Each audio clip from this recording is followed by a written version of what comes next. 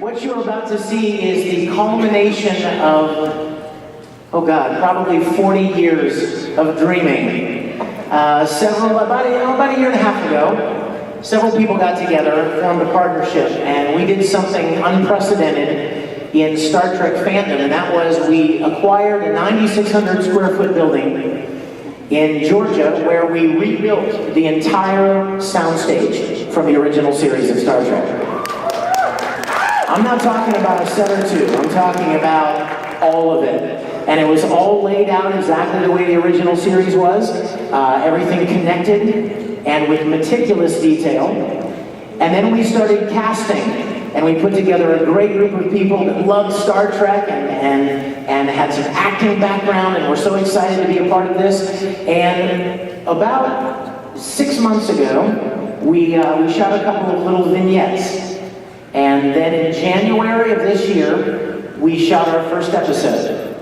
And we are very, very excited to share it with you tonight for the first time ever.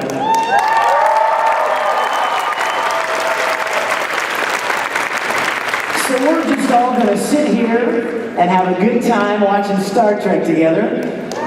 Pilgrim of Eternity is the name of the episode. I think you'll recognize a lot of familiar faces in the episode. And when it's done, we'll have the casting crew up on stage to do a Q&A session with you and answer any questions you have about what you're about to see. So ladies and gentlemen, thank you so much for being here. Please enjoy Star Trek Continues, Episode 1.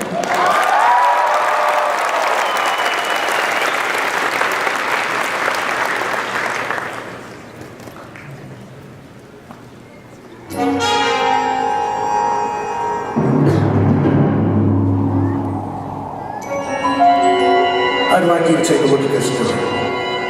It's handcrafted to my specifications. Balance is excellent. The trigger responds to a pressure of 1 ounce. I'm quite familiar with the beast. Perhaps we could talk about this. I rarely draw this as to use it. Care for a demonstration?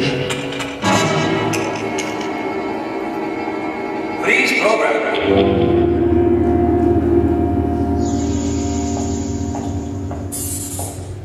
She everything I promised her.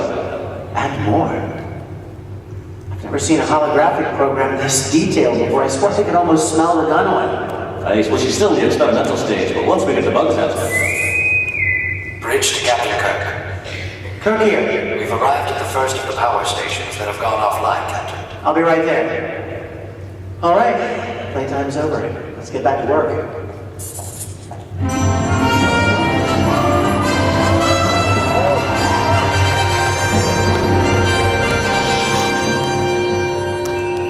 Reports about Starfleet's communique was accurate. All 3 power stations in this system are completely drained. any idea what caused it? Aye, likely the cleaner fueling fuel cells again. There is no evidence to support that theory, Mr. Scott. That's because it wasn't a theory. It was a joke. The power stations were anchored in this system with the purpose of providing energy and fuel for passing Federation ships. And what would cause a failure on that system? Unknown. If theft was intended, it would be far more efficient to steal the stations themselves as opposed to siphoning them one by one. Captain, registering might have drained the engine power. Scotty? Check it. Aye. Slight but noticeable. Any danger? Not yet, sir. But I don't like it. I can't even tell you what's causing it. All right. Spock, scan the station for any clues to the power outs. Captain, I'm reading something 320,000 kilometers off the starboard bow. Put it on screen.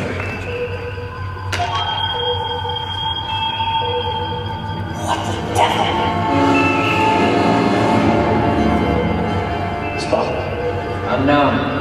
Sue will bring us around. Scotty, the shield's up. Shield's not responding. No, there is. Accelerating.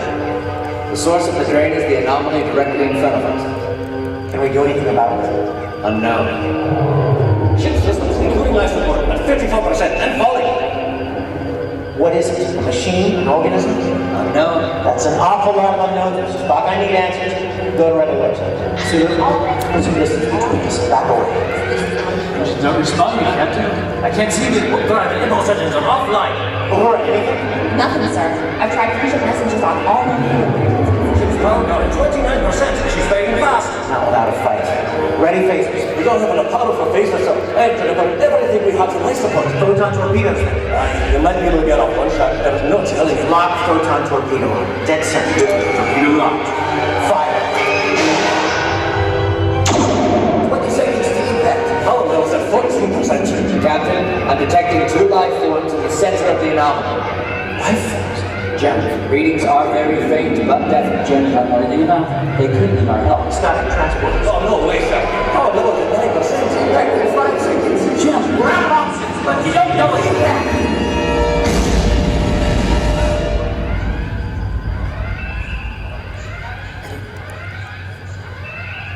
Report. Power levels at 12%. 19%. Increasing steadily. All decks reporting in. No casualties. Our torpedo broke off small pieces of the anomaly. The bulk is still intact, but it is no longer a viable threat. I detect no life forms.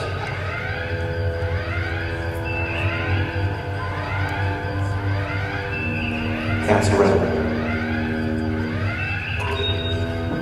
I'm sorry, but it couldn't be helped. Time adjustment. It's just hard to see the taking of anyone, even if it's to save our own. 24%. 31%. Still climbing. Captain, I'm detecting an energy buildup.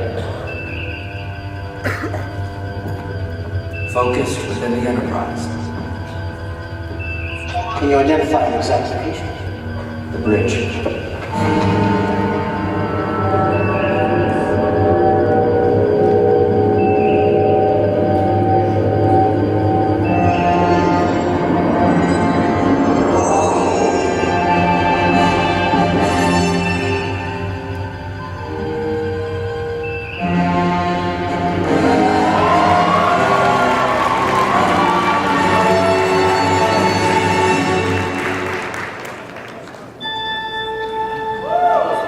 Space, the final frontier.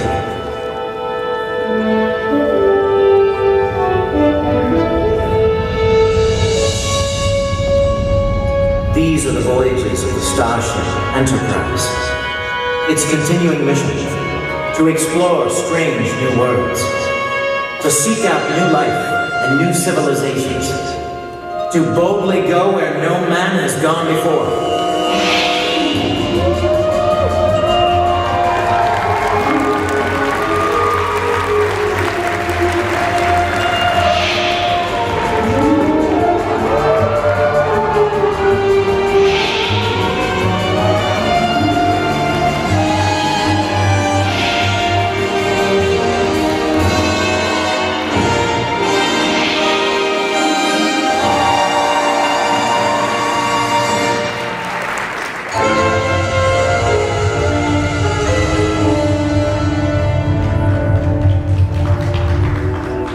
Captain's log started 6147.3. It's been nearly 2 years since the alien called Apollo from Earth's ancient history tried to enslave us on Pollux 4. Now, a much older Apollo has reappeared, only this time, on board the Enterprise. Security to the bridge. On the double. Apollo.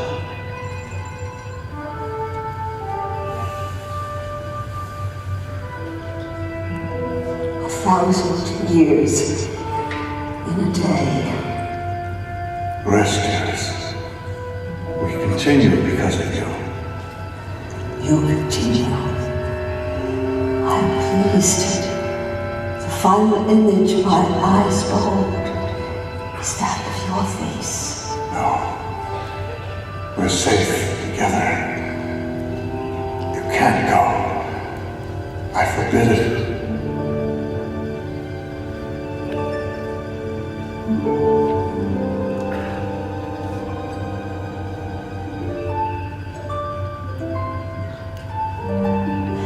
Live on for us.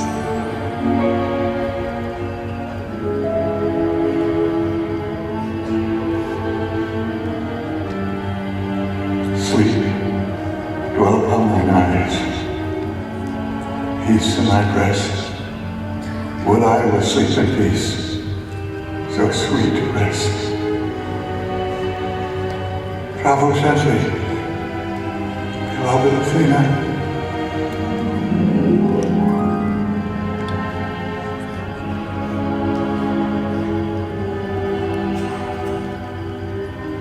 Where did she go?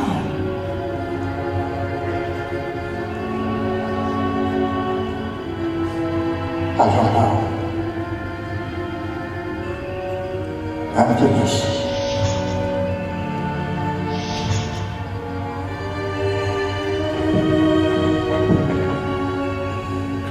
Don't know what I can do for him, but let's get him to sick bay. Sir, you're not actually going to...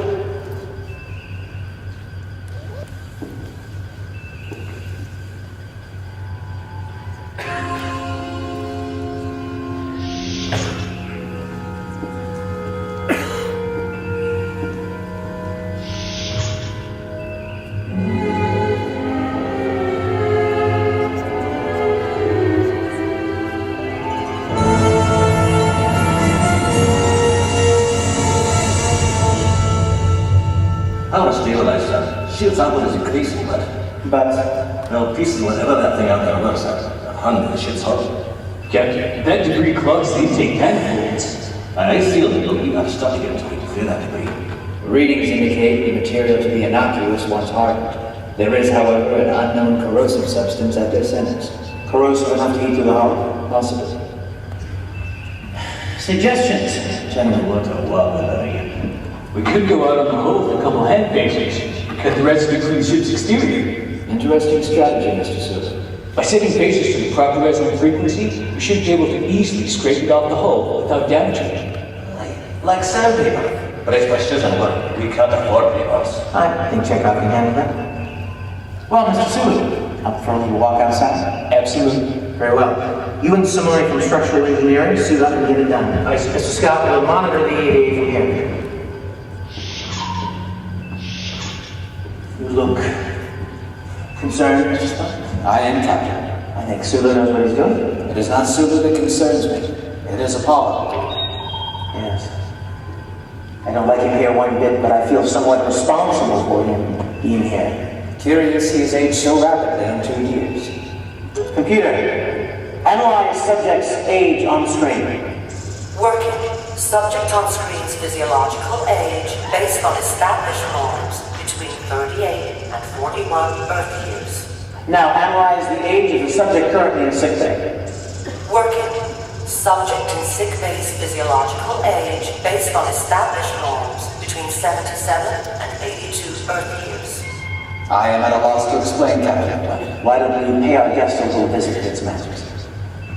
Scotty, you got the gun.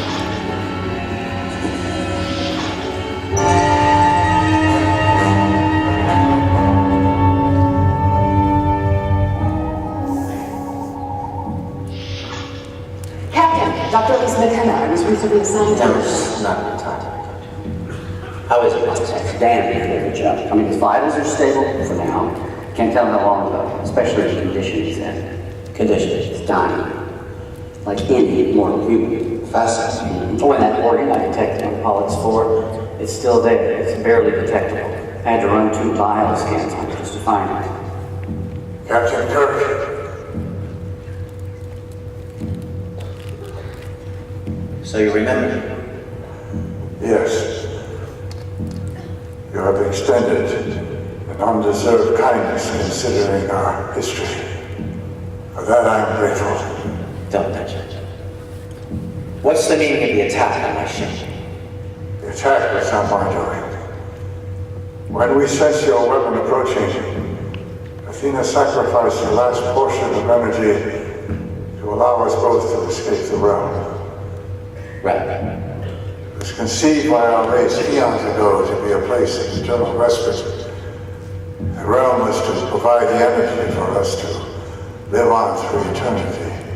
Clearly it did not operate as intended. No.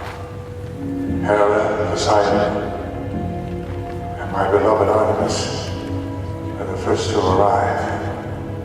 The realm drained them of their life energy until too weak to escape. The malfunction caused to siphon power from any nearby energy source, whether organic or artificial. The power stations. And your rapid aging. And a God without worship quickly withers. Because I waited for you, my children. I was the last to arrive. I was ill prepared for what I discovered. They were dying. Yes.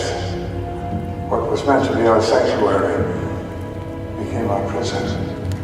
One by one, my brothers and sisters slipped into oblivion, and I was powerless to save them. I sympathize.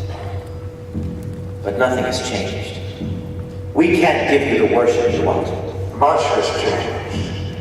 I no longer seek it. Time, who never dared to speak my name, now pursues me. Does that surprise you? Even please you?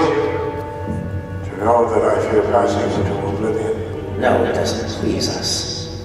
But your presence on this ship is a great concern. Then hear my plea. I ask you to take me to a world where mortals exist. I feel the warmth of the sun, the evening breeze on my face. No, so you can play God to another unsuspecting race? I swear upon all Olympus, upon the holy temple itself. I only desire to spend my remaining days among them as one of them. I'm afraid it's a big risk, and not one I'm prepared to take. To be a god for centuries, only to weaken and die alone.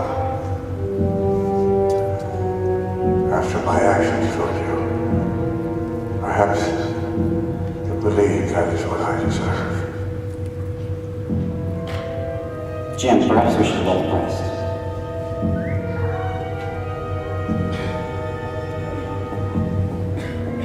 Check on Susan's progress and oversee the officers' briefing room. Yes, sir. Bones. Make sure power is what it claims. What's that? Powerless.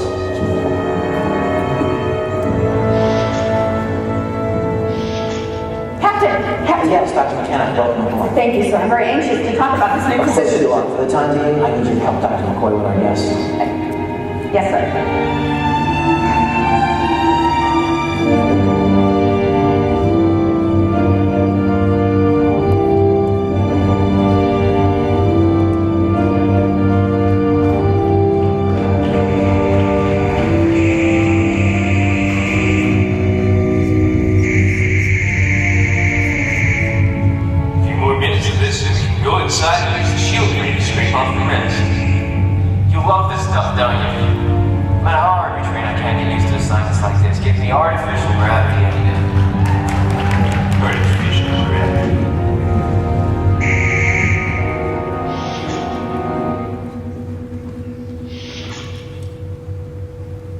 I'm Dr. McKenna. Are you feeling up for some company? Company of a beautiful woman is always welcome. You are just as charming as she said you were. She? Lieutenant Pilatus. Carolyn.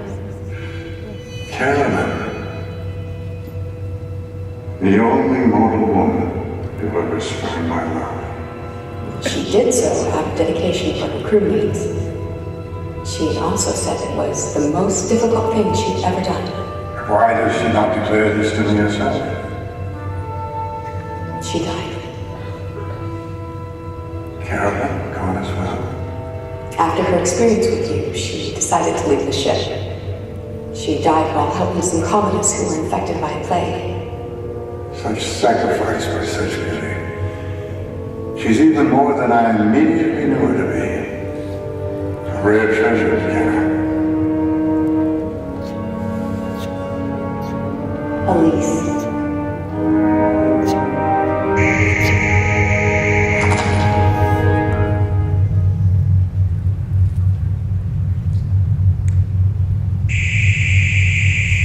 Mr. Zulu, I'm reading increased hot temperature in your area. Reduce phase of strength by 20% to compensate. It's gonna slow us down. Aye, it will not. But better to get on this side caution. Wouldn't you agree? Smokey, you heard him. Compensate. I'm trying, it's not working. Enterprise, we may have a problem out here. Tell me, why didn't you and the other gods find another planet with humans where you could be worshipped? So deep was our love for humanity, and our heartbreak when they rejected us. We couldn't bear the risk of such heartbreak again. Our only choice was the realm. Of all of us, none loved you humans more than I. Well, you must understand the captain's concerns. If only I could open up my heart and show it. Show all of you. All I desire is life and peace.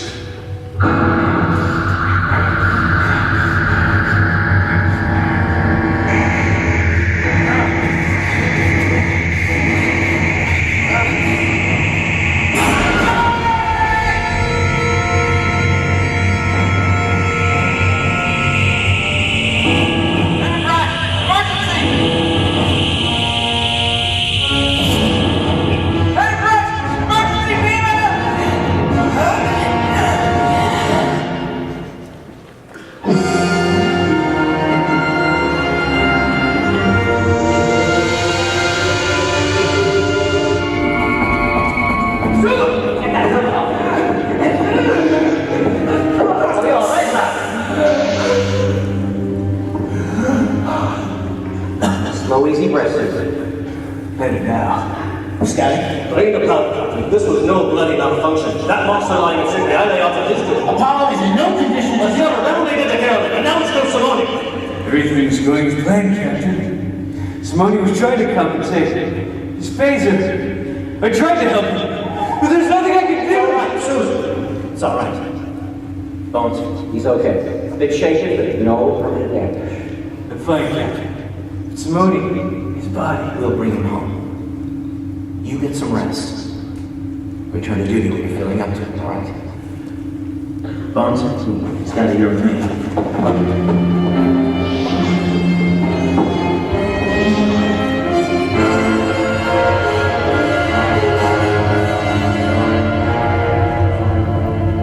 It's him.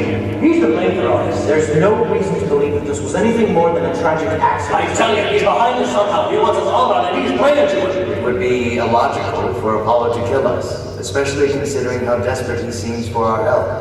I agree with Spock. A decision needs to be made about Apollo and what to do. As my senior officers, I'm bringing you in on that decision with me. Right now, Apollo's in no condition to do anything. Maybe what he claims is true. Dr. McCoy, you can't be serious. Simone would be alive right now if that creature had to come aboard.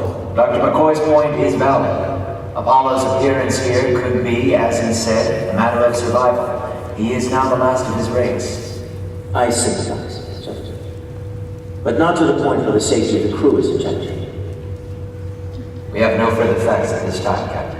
And he hasn't demonstrated any aggressiveness toward anyone, Jim. We're the ones keeping him locked up inside.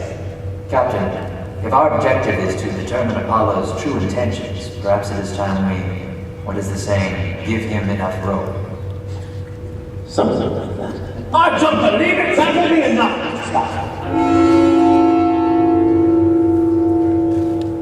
Lisa. If you'll excuse me. I need to continue repairing the damaged house by our guest. Scotty's not as forgiving as some. Seeing Apollo again is to reopen some old deep wounds. He doesn't trust him. Can't say I really blame him. Have the security detail accompany Apollo and allow him to walk about the ship. And stop. Yes, Captain. Make it a short leash.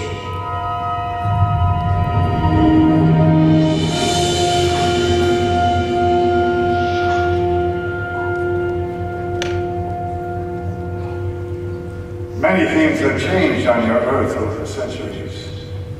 Some things have not. But one thing has changed. I have one less crewman than I did an hour ago. Perhaps you can tell me how your route managed to kill all of my men. I have little knowledge of this matter. That's not good enough. Look, if you want our help, you're going to have to start providing some answers. The realm thrives on energy. Survival became its sole purpose. Athena and I were its prisoners. Had your ship not been so close, we would have been unable to escape. Perhaps you will reconsider my request. I have a responsibility to my Federation's non-interference directive to allow someone with your history to descend upon some planet instead of church. Your history, please, show how humans have evolved as a species. Yet your Federation's promise of compassion and benevolence seem little more than words. Is that all you learned from our history? I assure you, our decision will be adjusted. In the meantime, if you're feeling into it, you may walk about the ship, get to know present-day humanity from some of its best representatives, my crew, accompanied by security, of course. Of course. I'm pleased to see I was remembered. Yes, you're remembered, but not as a deity.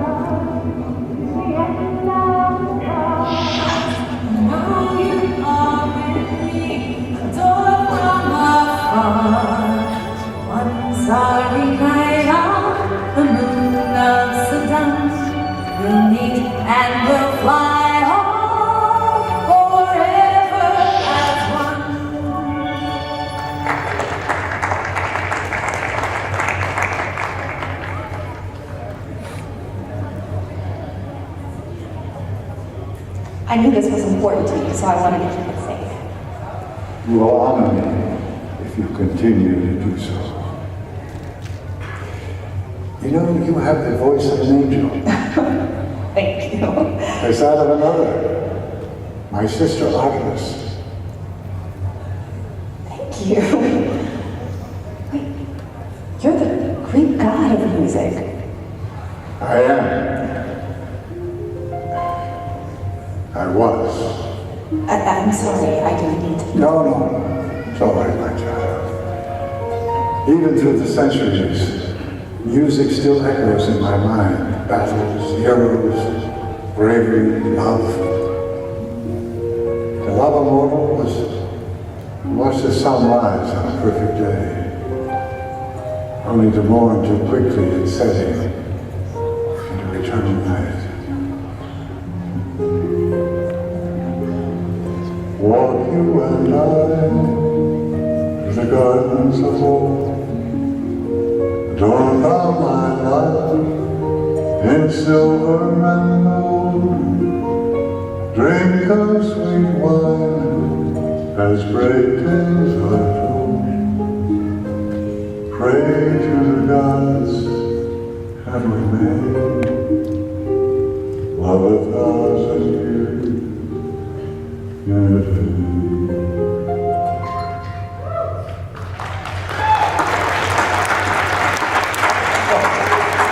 Thank you, very kind. It pleases me that you still enjoy my music, my children. It's just lovely. You know, Marcius once challenged me to a contest of music. Who is Marcius? Marcius was a sailor who believed he could play his flute as proficiently as I my lyre. After we both played, the muses declared the contest a tie, until I decreed that we both play and sing at the same time. An impossible feat for Marcius.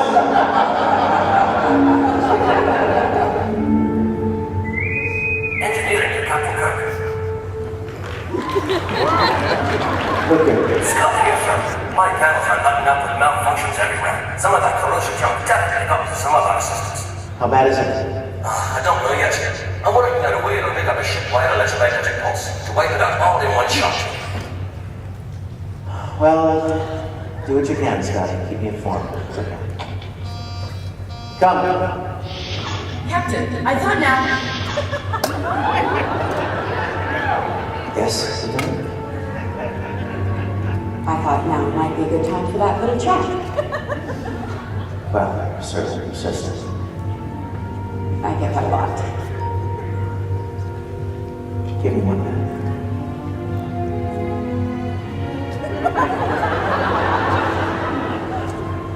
Suppose you feel like you need to prove yourself. Being Starfleet's first on-board ship jumper. Not, I assume, unlike you feeling like you had to prove yourself when you became captain at 33. The youngest starship captain in Starfleet history. 32. Close enough. My mistake. Captain, part of my job is to assess the psychological condition of all on board, even alien life forms like Apollo, and make recommendations. And I'll bet you have them. Yes, I do. I believe him. I believe that he is sincere about everything that he says. Whatever Apollo might have been once upon a time, his experiences since then have changed him. Changed him how? That's what I need to know before I could even consider granting his request. If I'm wrong, there's no telling what he's liable to do. But can't that be said about any one of us? In each of us, there's the potential to do great things and to do dangerous and unpredictable things. How is Apollo any different? Well, the last time I checked, neither you nor I were ever worshipped as gods. I call that a big difference. He watched his friends die in that realm. And now he's here. Alone. And he's facing death himself. I truly believe that if we let the... Kirk here. Spock here, Captain. I suggest you come to Rec Room 6 as soon as possible. Why? What is it? I think you should see for yourself. On my way. When Troilus, the young Trojan prince, rejected Achilles' lustful advances, he sealed the fate of himself and his city. Achilles arrived in Troy with 50 ships. His arrogance only matched by his rage. On that fateful day, Hera's fired his arrow. It was I who guided him into Achilles' heel. Payment for the sacrilege of murdering Troilus, my son, on an early altar.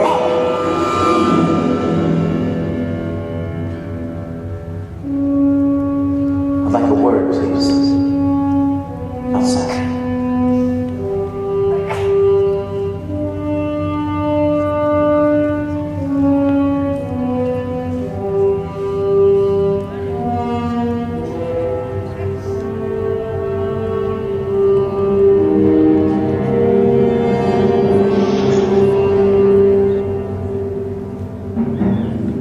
What was that back there? Your idea of living in honor? You assured us you had no desire for worship. This is a pretty poor way of proving yourself worthy of our help. It is you who are not worthy. If you expect us to...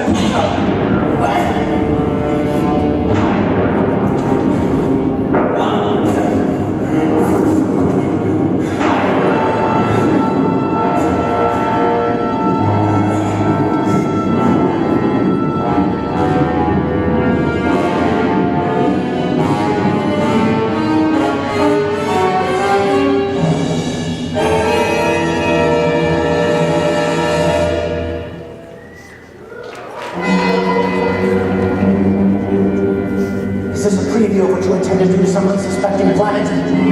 Well, you'll never get there. You'll die alone. Is that what you want? I want what is mine. Humanity's worship and love. Humanity never loved you. It feared you. No god should survive on fear. Enough! Receive the wage of your blasphemy!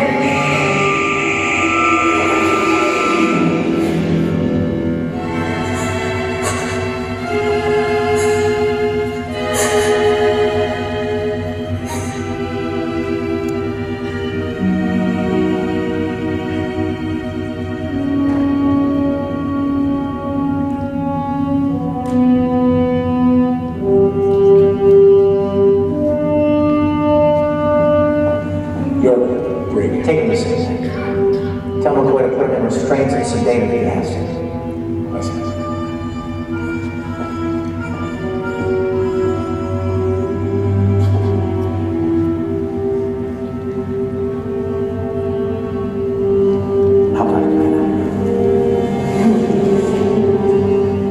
All right, everyone, back to your stations.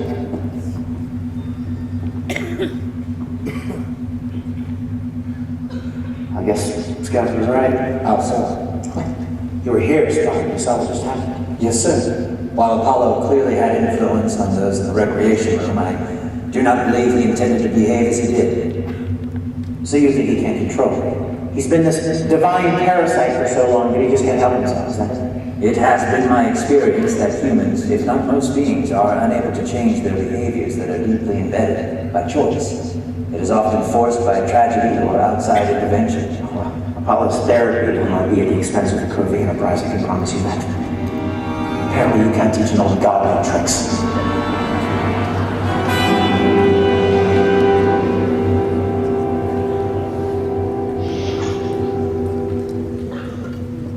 Easy, Jim. He's restrained. He offered his wrist for the stripes.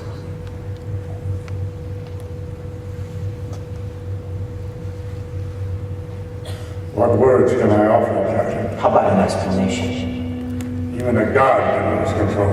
But you said you weren't a god anymore. I'm not. I'm a fool. I believed I could control the deepest ancient drives. By sheer force of my will. I see now I cannot. You will not help me then, will you? That little show of yours demonstrated exactly why I can't. Or should you? I'm sorry. So am I. But I don't see any alternative. Wait! The organ in my body.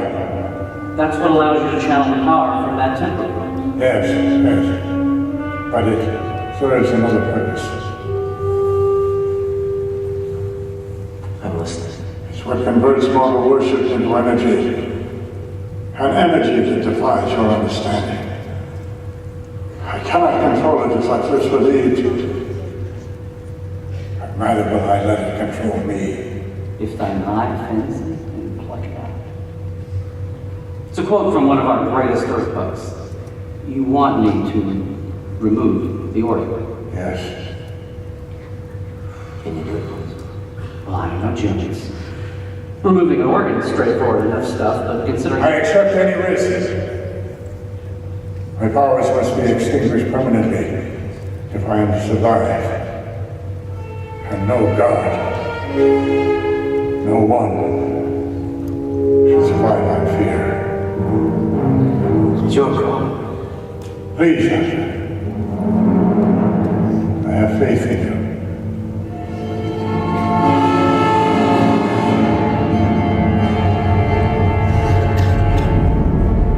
Captain's log, Sergeant. While Ship Surgeon McCoy performs elective surgery on Apollo to remove what the medical staff has deemed the god organ, Mr. Scott has come up with a solution to our other problem. He and his engineering team begin within the hour.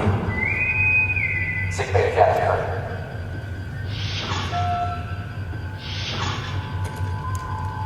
Kirk here, Doctor. Well, it's done, Judge. He's very weak. I could give you a guess about a recovery, but it's out.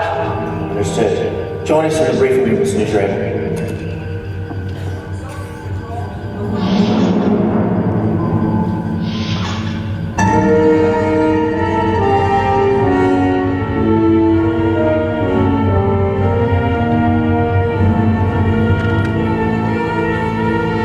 Well, thanks to some skillful work by a good doctor, it is probable that Apollo no longer has the urge to thrive on the worship of others. I would therefore like to revisit the question of reception. Well, as with any surgery, we'll have to wait and see for a while, but I'm fairly sure he's harmless now.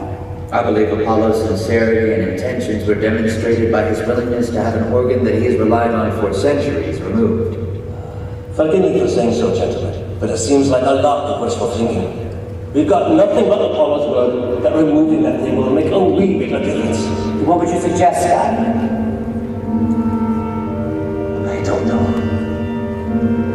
feel that turning them into something is certain disaster. So we still have no consensus. Bones, keep observing the problem. Let me know if there are changes. What's the status of your operation? I think I triggered our surge and sweep the ship's systems on that gunk. I will monitor Mr. Scott's progress on the bridge. How long? I can have it for you in 10 minutes. 10 minutes it is. Dismiss, gentlemen.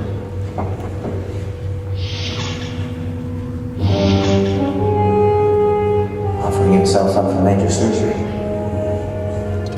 Maybe he is sincere, Bones. Maybe. Maybe not. One thing's for certain, Jim. We can't come to a consensus soon in more matter. Rather than feel the warmth of the sun, Paul will probably die.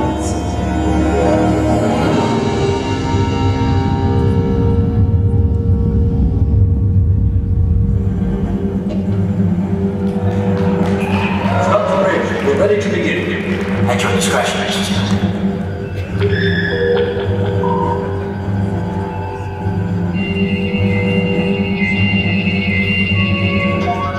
It's working, Captain. The pulse has so far eliminated 30% of the foreign substance. Well done, Scotty. Good riddance. Get off my ship.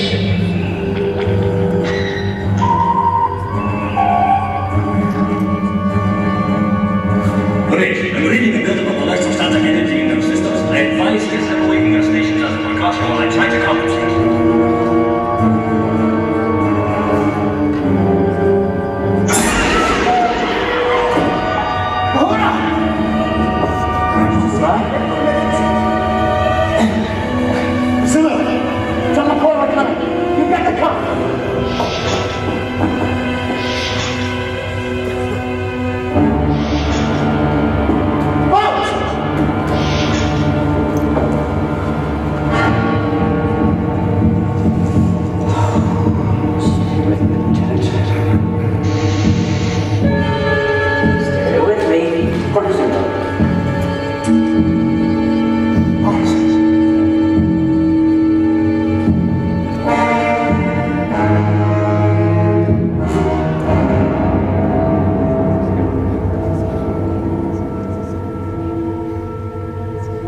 Jim,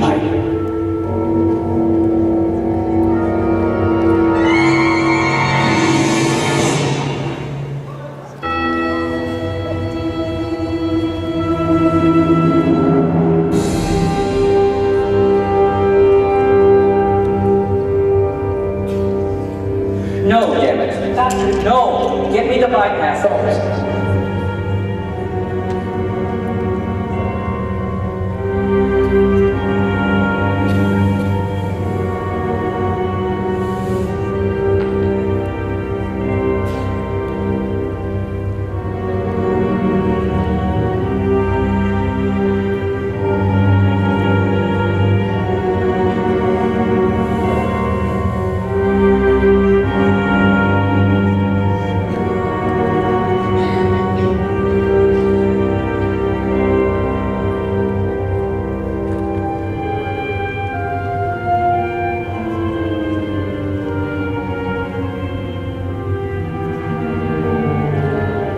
I do not know what you hope to accomplish, but your recovery will require what little energy you have remaining.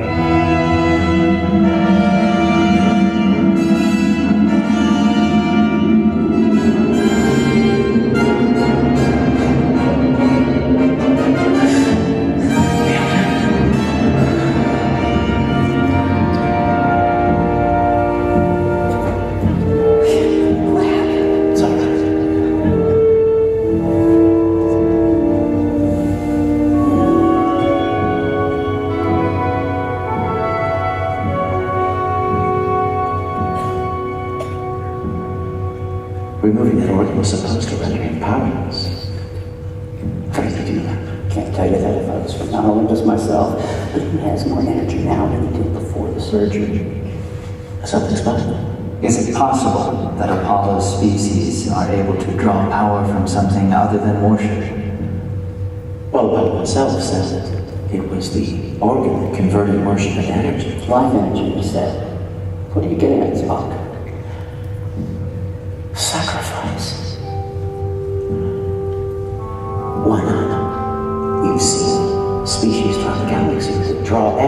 from many different sources. If that's the case, why all this insistence on worship? Perhaps the gods assumed that since worship from humans empowered them, that was the only thing that did so. Let's find out. How's he doing? He is fine. What you did, that was really something. I don't fully understand it myself.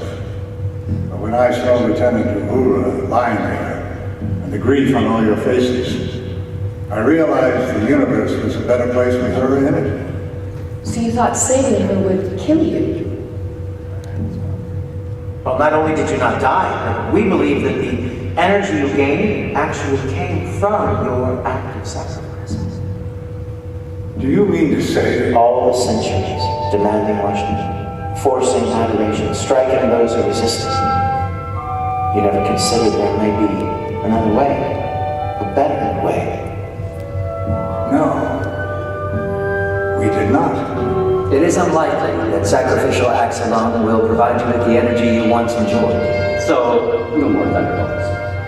But if you continue in this manner, it is conceivable that you could prolong your life indefinitely.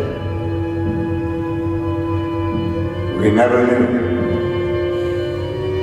I'd like to see the senior officers in the briefing. And keep an eye on him.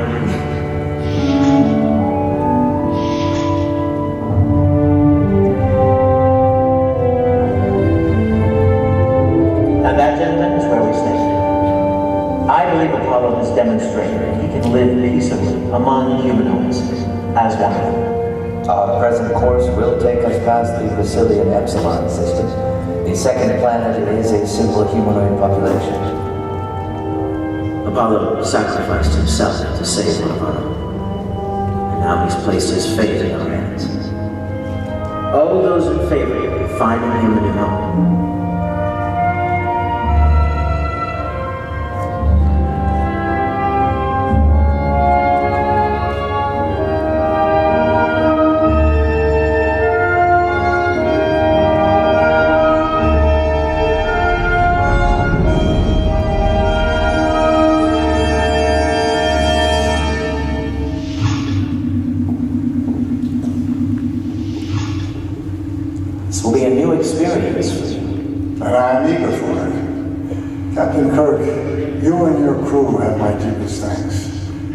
None of this would have been possible without your enlightenment. Well, that's what we mortals do. You'll find the inhabitants of this planet to be a simple people at a cultural development stage similar to the Earth's 14th century. Which means you'll have plenty of opportunities to practice that newfound gift of yours. And I shall do so with all my heart. I swear it.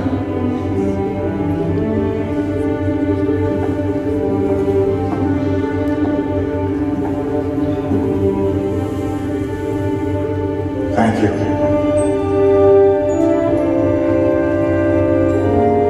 Thank you. Godspeed, Apollo. Energize.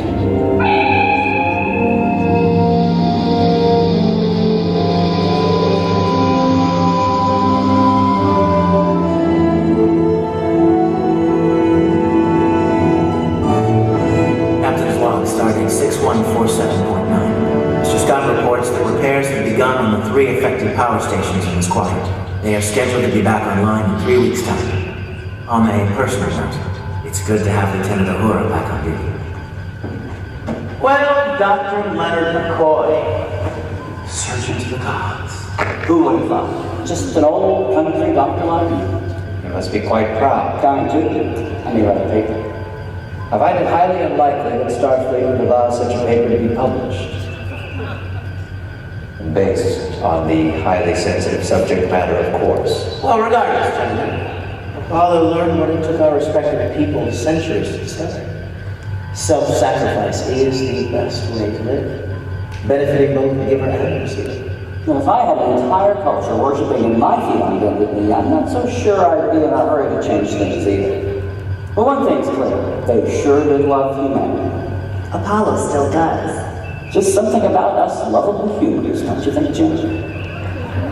Oh, no, don't power, Mr. Spock.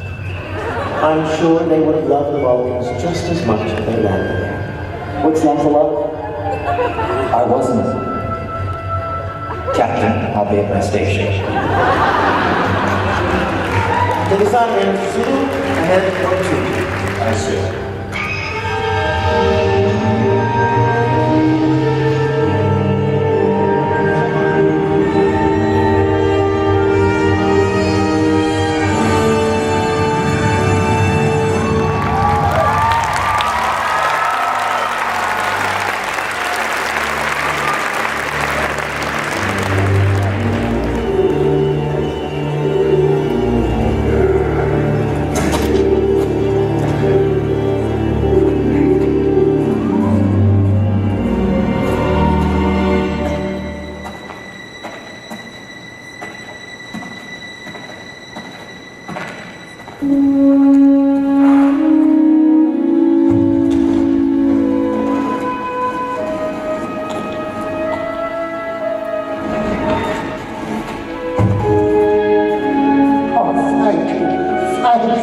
You can't know what this means. You've done my family a great service. Thank you. Thank you.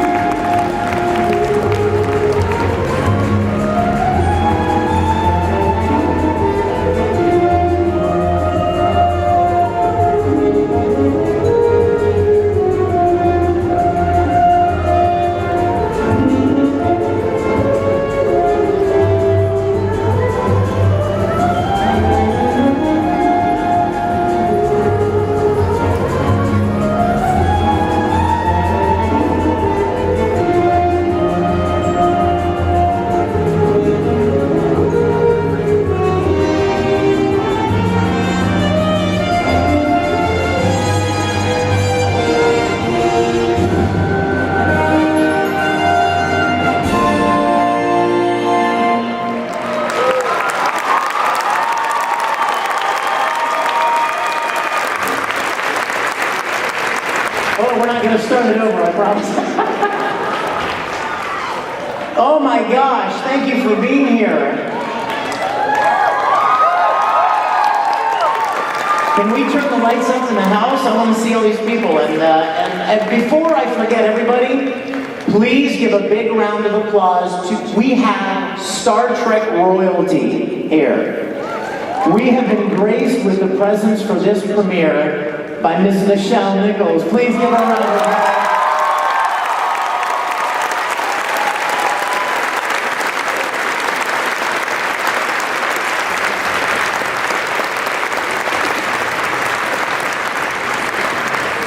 Oh, thank you. I told her, you have to come. Wait till you see what we do to Uhura. Oh my goodness. I am going to invite up on stage our cast. Please give them a round of applause. First and foremost, please welcome Mr. Michael Forrest, Apollo, ladies and gentlemen.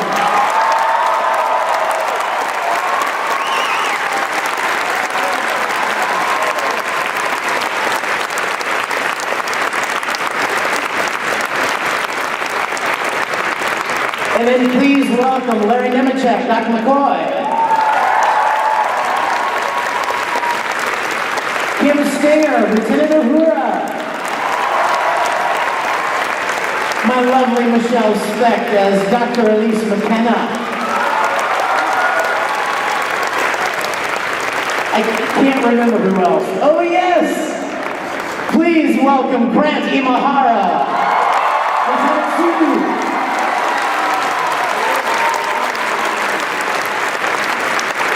And one of my new favorite best friends, ladies and gentlemen, Chris Doohan.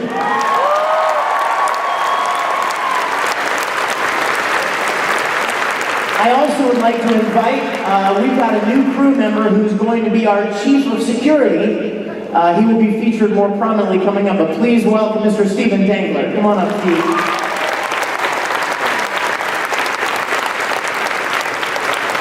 I'm not going to let you get away either. You guys, more Star Trek royalty. I would love to have Mr. Doug Drexler come up and join us on the panel. He's responsible for the beautiful Enterprise you just saw flying by.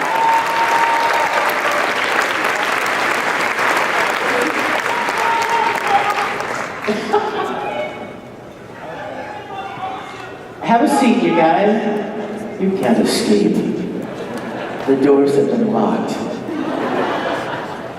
Let's see, who else can we bring up to join us? Yes, please, you know what? We had a wonderful assistant director on this production. Where is Chris White? Come on up here, Chris. Please welcome Chris White. Please welcome our production supervisor, Casey Shafsky. Come on up, Casey. And please welcome our makeup supervisor, Lisa Hansel, please. Come on up.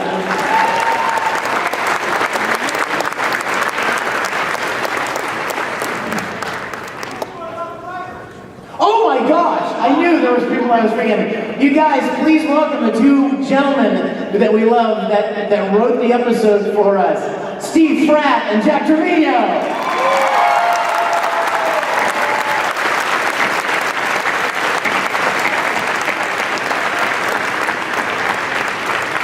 Here. I'm sorry. Too many people, I can't remember. Pardon me? Thank you. You know what? I'm going to start right off with that. You guys, let me tell you how this came about, and then we're going to have questions and answers with you guys, anything you'd like to talk about. About a year and a half ago, I was invited to direct an episode for an amazing web series that many of you may know of called Starship Farragut. And I became very good friends with these guys. We had a great time together. And so after this wonderful experience we had, we started talking about kind of partnering up and combining our skills and our talents and basically creating more together than we could ever alone. And so we acquired, as I told you, this amazing building down in Jacksonville, Florida. And Mike Bednar of Farragut Films was in charge of production of getting these sets built. I've got to acknowledge Matt Busey, who is not here. Matt Busey is the genius behind the director of photography. Matt was the director of photography on these. He's a brilliant individual. And he also took the original plans of the original series sets and basically extrapolated all of the measurements and dimensions and everything. So the sets that you're seeing are spot on to the original sets in their size and shape and dimension and everything about them.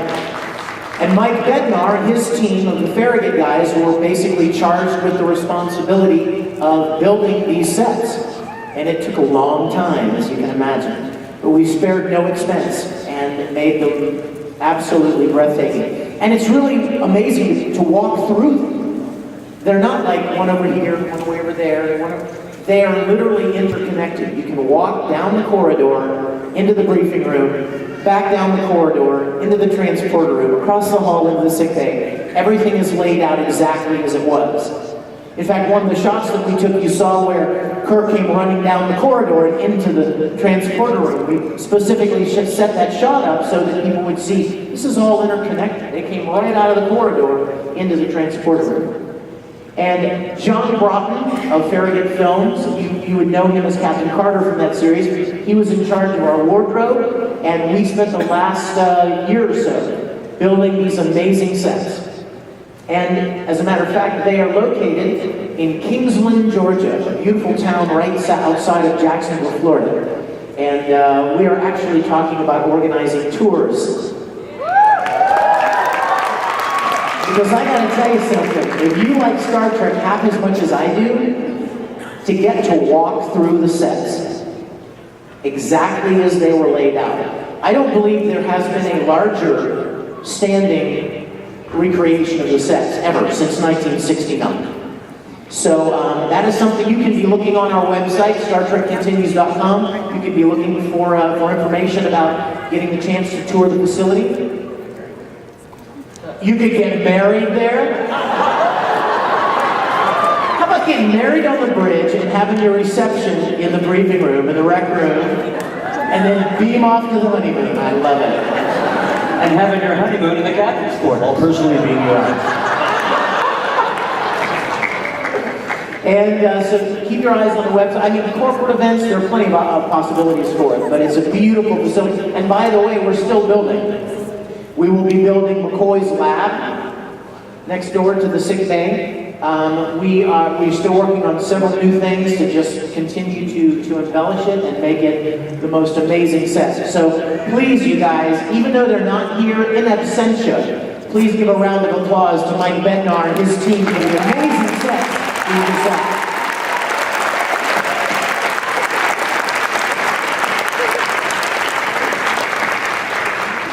Let's open it up to some questions. We'd like to hear from you guys. So, did they set up a microphone down there?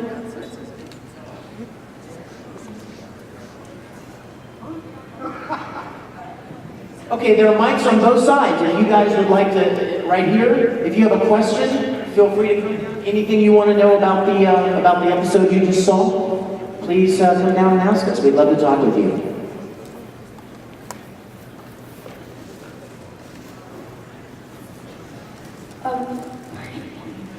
My question is, were you guys like all friends during the casting?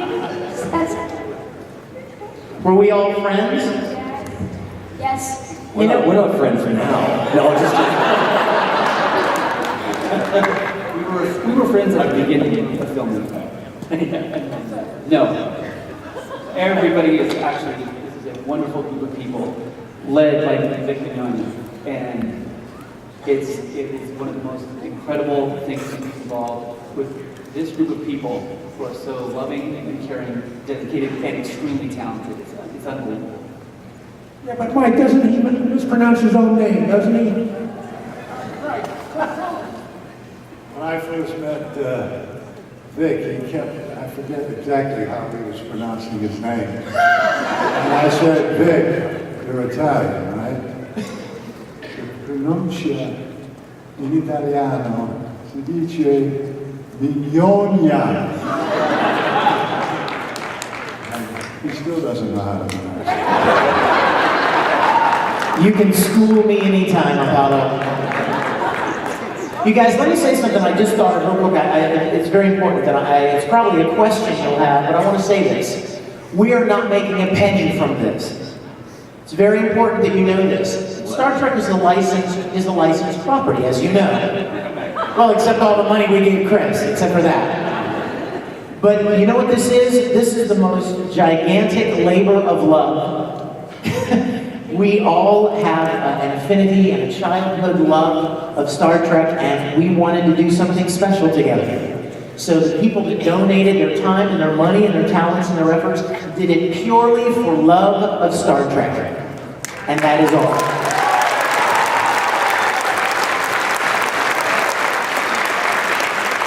So if anybody in legal matters is listening, we're not making any money, we're not selling anything, we just love Star Trek, and we just want to make Star Trek. So. We only have time for 2 questions. Dang. This better be good. I just wanted to tell you that was amazing, and the attention to detail was incredible. And it made me feel like I was a little kid, running home from school to watch that, you know what I mean? So I think I speak for a lot of people when I say thank you for continuing the original series. Thank you. Thank you for watching.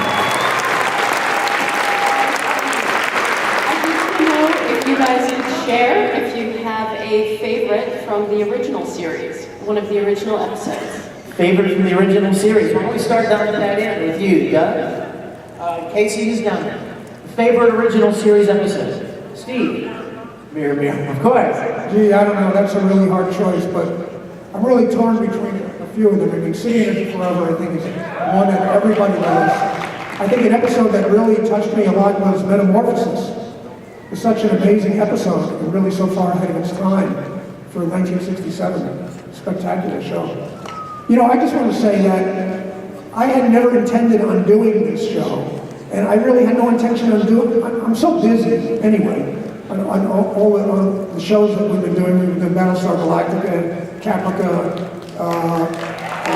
Defiance, we're doing we just did Blood to Chrome, and I don't have any spare time, but Vic came over one day with a rough cut, and I was so blown away by how amazing it looked. It looked more like the original series than anything I had seen since the original series. And besides, I saw that first scene on the bridge with Mike and Diana and was so blown away by it. I just had to be involved, so there I am.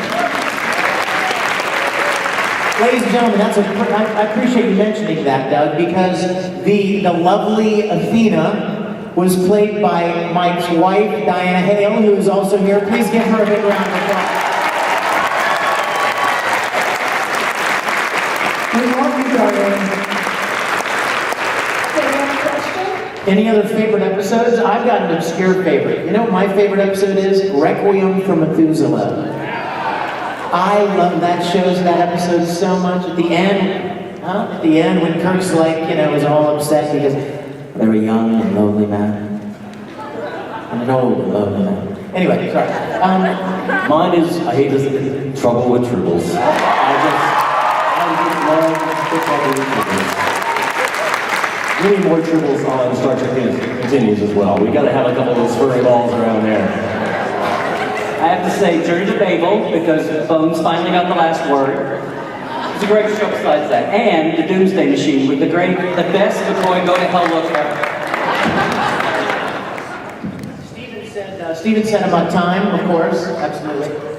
Oh, a piece of the action. That was a great episode. Hey, I have a question. Does anyone know who the gunslinger was that I was playing in the teaser? Anyone know who that was? Who was supposed to be? It's actually a character by the name of Paladin from an old Western called Have Gun Will Travel, which Gene Roddenberry learned how to write on that show. He wrote 24 episodes of Have Gun Will Travel before he came to Star Trek. And if you watch that show, you will see a lot of Star Trek in it. Yeah. So anyway, that was another thing. I got to be Paladin in the show, so there's no way, I couldn't resist. Did anyone notice who was the voice of the computer? The lovely Marina Sirtis. Yes. Question? Is there a question?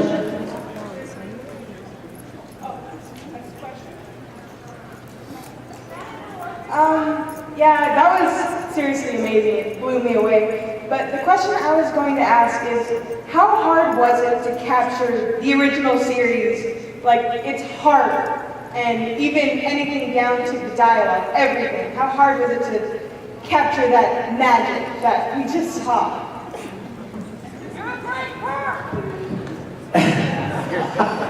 I love you. I'm gonna make out with Michelle Nichols right now.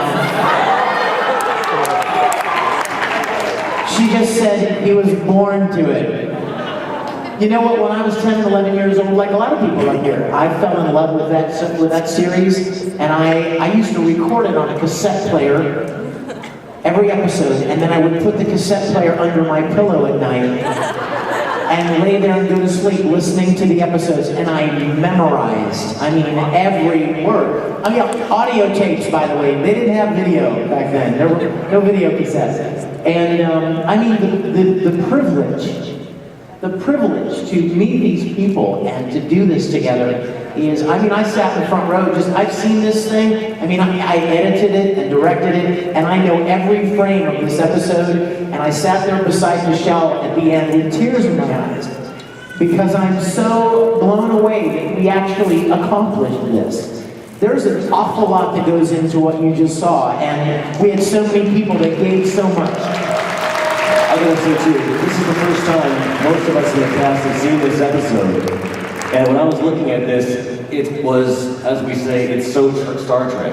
It was like I was watching one of the original episodes. And we all got to Vic. Dick is our captain, and he's the one who made it happen. He's a walking encyclopedia of Star Trek. You could hum a bar of music from any episode in the original series. He will name it, and not only will he name it, he'll recite all of the dialogue for all of the characters. It's terrifying. That's how we found Wyatt, right? Chekhov.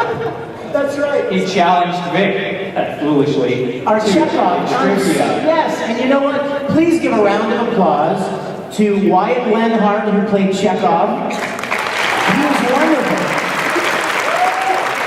And of course, my dear friend Todd Haberkorn, who played Mr. Spock. Todd sends his love. He's very sad that he can't be here with us. Yes, Vic, I gotta say, it's so amazing, all the different jobs that you did on this thing. I mean, aside from, getting everything together. He even wrote additional music for the show and performed it. I mean, that's just, he can't be human. It's impossible. You know, there were several passages when we were shooting the episode and we're doing scenes. I'm thinking of pieces of music from the original series that would be perfect for this moment. But when I started editing it, we would get to a moment where the music would change. And I didn't want it to change. I needed it to do something else. And so there were several places, if you guys are very, very familiar with the original series music, there were probably several places where you went, I don't remember that music. And what we did was I would compose something new, and it would seamlessly morph out of the original series music into its own theme, and then it would morph back in to the original series, so that we were able to accentuate certain dramatic moments. We could customize them and make them special for the episode. So, yeah, there was a lot of that. Question? One more question. We're out of time.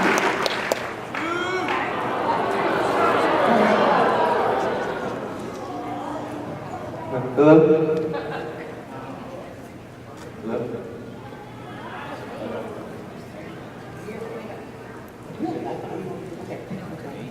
Yeah, apparently there's another panel in about 15 minutes that We don't start. care.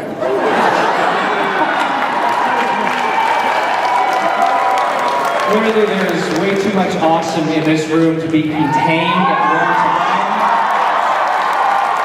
We're sorry, but we're gonna have to release all of this into the universe. I don't know about you guys, but I was actually practicing to prep for this.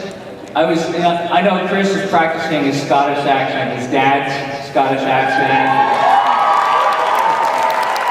Wyatt is practicing Chekhov. I'm sitting there in my room. Oh my. Oh my. Oh my. I was actually listening to tapes of Gerard Butler. I think I told you that bit. And he's got that really, accidental, he's got really, and I gotta tone it down a bit. I gotta be like my dad. I gotta be Scotty. I can't be too Scottish.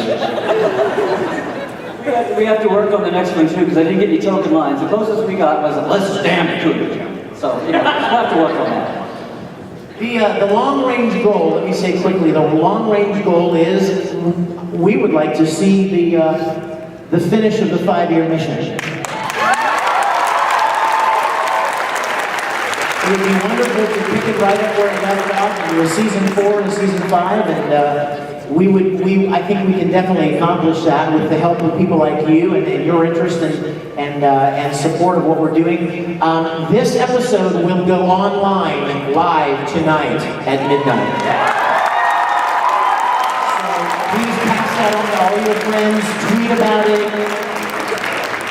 You have to get that. Star Trek Continues.com, Larry. Okay. And we have another present for you, we have a surprise for you. We had some really lovely posters printed that are exclusive to this particular event, and the cast is going to go out this door, and we're going to sign free posters for you. So if you'd like to come by and say hello and allow us to sign a free poster for you, I believe they're going to be lining up at this door, and we've got tables out here, and we will look forward to meeting you all. We love you. Thank you. Please like the official Star Trek Continues Facebook page. Tweet about us. Thank you very much.